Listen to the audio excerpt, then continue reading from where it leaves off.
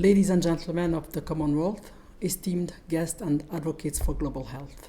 Today, I would like to speak to you about a journey of over 2 decades which has proven the power of persistence in eradicating diseases to which we have lost far too many.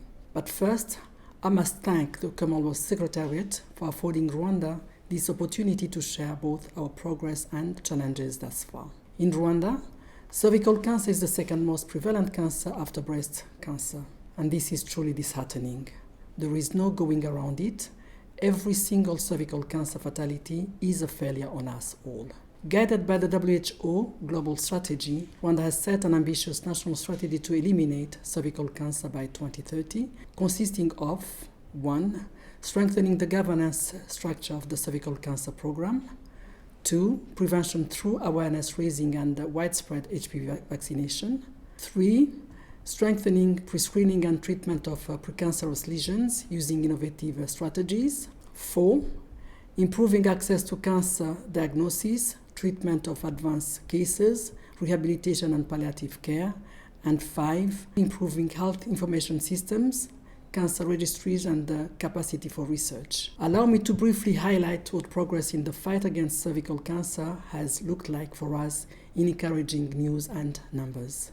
First and foremost, what has been a deciding factor is the determination of our leadership to better the quality of life of its citizens. Upon introduction of the HPV vaccine in Rwanda in 2011, 90% of Rwandan girls are now fully vaccinated against HPV by the age of 15. Since 2020, Rwanda has been able to provide HPV DNA testing to align with the recommendations for global cervical cancer elimination. 70% of women are screened with a high-performance test by the age of 35 and once more by the age of 45. Currently, 19 districts out of 30 are implementing cervical cancer screening programs through 32 hospitals and 320 health centers in their catchment area. 90% of the women diagnosed with cervical cancer receive treatment. Indeed, the treatment of precancerous lesions has now been decentralized to health centers. These facilities have been equipped with thermal ablation machines. Additionally, there has been much advancement in the diagnosis and treatment of invasive cervical cancer, including having 5 referral hospitals with histopathology labs and trained pathologists. We are thrilled to host the IRCAD Africa Institute in Kigali, a beacon of innovation that will serve the entire continent in minimally invasive surgery training and cancer research. The list is not exhaustive. However, we will continue to provide more comprehensive retellings of our journey in the relevant publications, our journey to zero cervical cancer fatality by 2030.